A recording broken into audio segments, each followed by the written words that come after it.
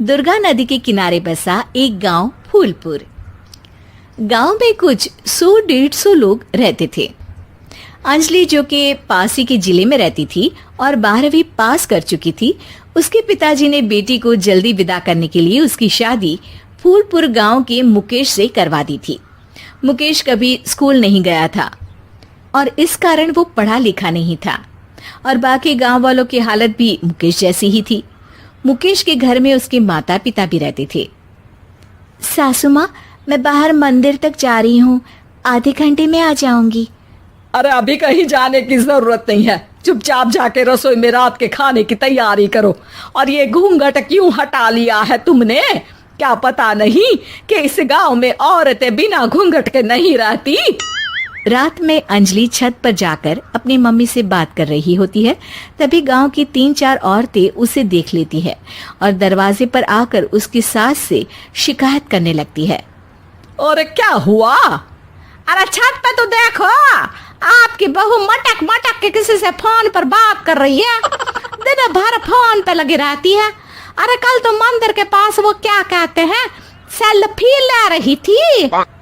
शहर की बहू रखना अच्छा शान की बात है, पर देखना इसके लक्षण से ये तो तुम्हारे परिवार को बदनाम ना कर दे।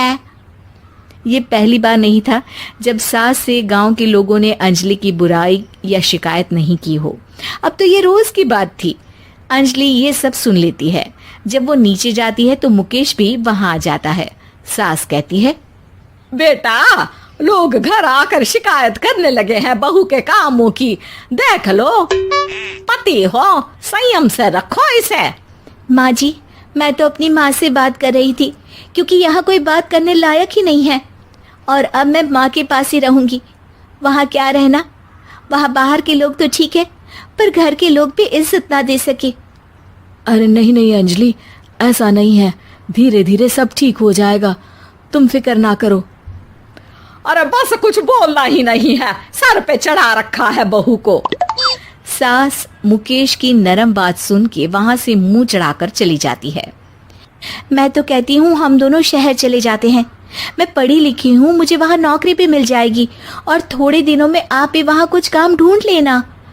अरे नहीं नहीं अंजलि, हम यहाँ ना गांव का खेत, माँ पिताजी को छोड़कर शहर नहीं जा सकते। माँ पिताजी को कैसा लगेगा और गांव वाले क्या सोचेंगे? ये कहकर मुकेश सोने चला जाता है और अंजलि की गांव वालों द्वारा बुराई का सिलसिला बहुत दिनों तक चलता ही रहता है। लेकिन अंजलि गुस्सा ना दिखाते हुए समझदारी से काम लेती है। बारिश का मौसम चालू हो जाता है। जोरदार बारिश से पूरे गांव में हाहाकार मच जाता है। दुर्गा नदी में बाढ़ आ जाती है और बाढ़ का पानी पूरे गांव की फसल तबाह कर देता है।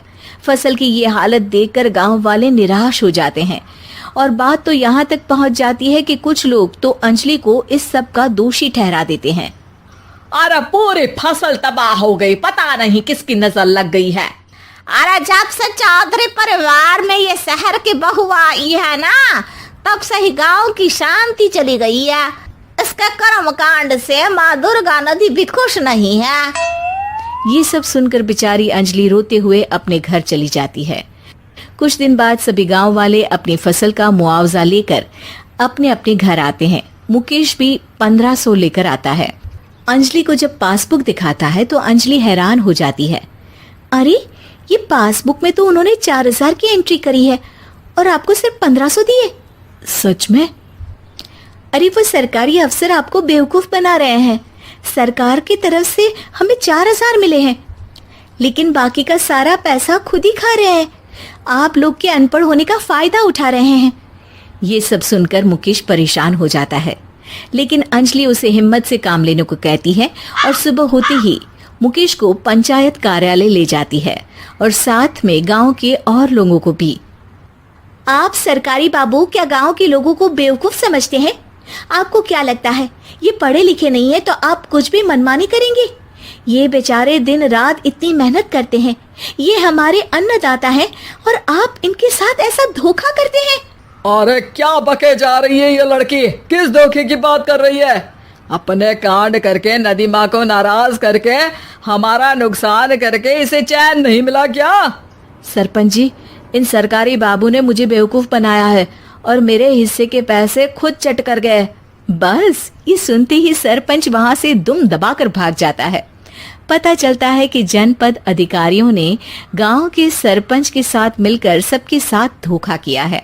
सब लोगों का विरोध शुरू हो जाता है और आखिर में अधिकारी सब गांव वालों के हिस्सों के बचे हुए पैसे उन्हें लौटा देते हैं और कई दिन तक सरपंच गांव में लौटता ही नहीं।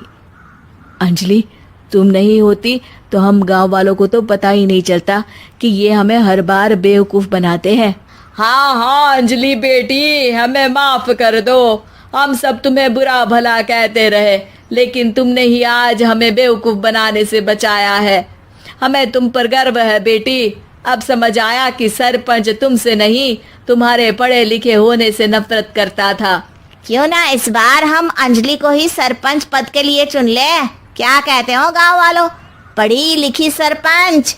बस पूरा गांव अंजलि के लिए ताली बजाता है और अंजलि की सास उसे खुशी से गले लगा लेती है।